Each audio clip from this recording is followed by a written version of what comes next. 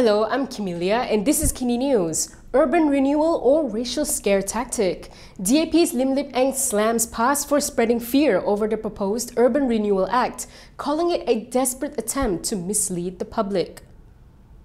Kepong MP Lim Lip Eng has hit back at past Deputy President Tuan Ibrahim Tuan Man, accusing the party of using racial scare tactics over the proposed Urban Renewal Act or URA. He dismissed claims that the URA is a scheme to displace Malays and Indians, stressing that original homeowners, regardless of race, are prioritised and offered better housing in the same location. Lim argued that PAS's insistence on full homeowner approval for redevelopment is unrealistic, citing cases where owners are deceased, missing or tied up in legal disputes. Yesterday, Tuan Ibrahim claimed that the amendments were aimed at establishing local council poles, which would ultimately be dominated by a single ethnic group. Meanwhile, Lim likened PAS's stance to North Korea, saying development would be impossible if every decision required unanimous consent. The DAP lawmaker insisted the URA is about improving living conditions and not a political agenda. The bill, which has yet to be tabled, seeks to ease redevelopment hurdles for all housing, including lowering the consent threshold. Housing Minister Nga Ko Ming previously proposed setting approval at 80% for buildings under 30 years, 75% for older ones, and 51% for unsafe properties. Despite PAS branding it a house-grabbing act, Nga has denied the bill targets any race.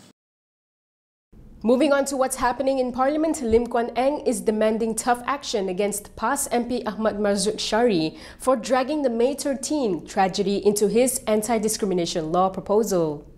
Citing Standing Orders 36(10)(c) and 36(12), Lim argued Marzuq's speech could incite hostility and mislead the House. Tapi tiba-tiba dalam ucapan oleh Yang Berhormat Pengkalan Cepa, beliau pula membuat tuduhan yang agak melulu dan melampau bahawa ini boleh mencetuskan tragedi 13 Mei.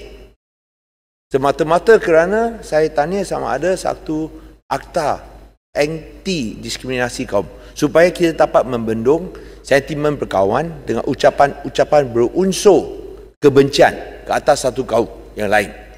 Saya pun tak tahu macam mana kita nak membendung, menghalang daripada mencetus apa-apa kejadian yang tidak diingini, pula diputarbelitkan, dipesongkan oleh Yang Berhormat Pengkalan Cepa bahawa ia akan mencetuskan tragedi Mei 13 bila ia tidak disebut langsung.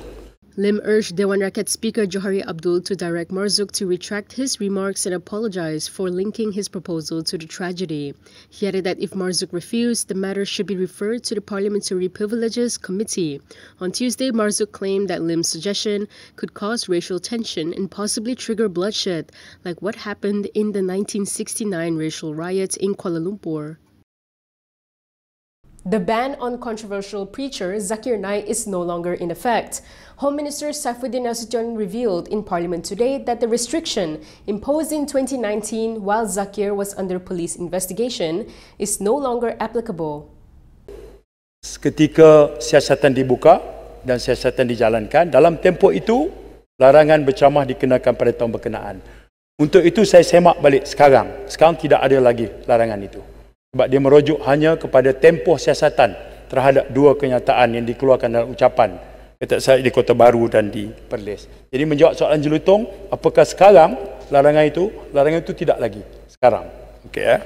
The minister was responding to Rayer's question on whether police had lifted the nationwide ban on Zakir Naik's public lectures following his recent speech at a religious event in Perlis. The ban was imposed after his alleged controversial remarks about Hindus and Chinese in Malaysia during a lecture in Kota Baru, Kelantan on August 3, 2019. Kampar MP Chong Jamin today mocked Air Hitam MP Dr. Wee Ka Seong, suggesting he be made an EPF advisor over the MAHB share dealings. Jamin's remark, seemingly a jab at Wee, was directed at Finance Minister Amir Hamzah Azizan in the Dewan Rakyat today. Saya cadangkan supaya Menteri Kewangan boleh mempertimbangkan untuk melantik Air Hitam sebagai bernasihat kepada KWSP. Sebab dia hebat. Dia ada crystal ball. Dia boleh tahu bila saham naik, bila saham turun. Jadi bila KWSP nak jual saham, tanya kepada peraturan mesyuarat akan naik, jangan jual dulu. Kalau saham akan turun, cepat-cepat jual. His statement prompted we to invoke Dewan Rakyat Standing Order 36(6), arguing that such remarks should not be made about another MP. Previously, we, who is also the MCA president, urged EPF to disclose the actual losses it allegedly incurred in the MAHB share transactions. He estimated that EPF had lost between 500 million ringgit and 700 million ringgit due to the sale of 150 million MAHB shares. However, Amir Hamza Azizan refuted this claim, clarifying today that the shares were sold at prices ranging from 6 ringgit 80 cents to 7 ringgit 70 cents per unit, generating 102 million ringgit for EPF's 2023 dividend distribution.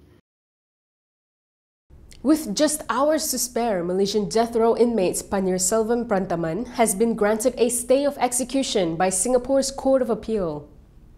The Singapore Court of Appeal has granted Malaysian death row inmate Panirselvam Prantaman a last-minute stay of execution just hours before he was set to be hanged today.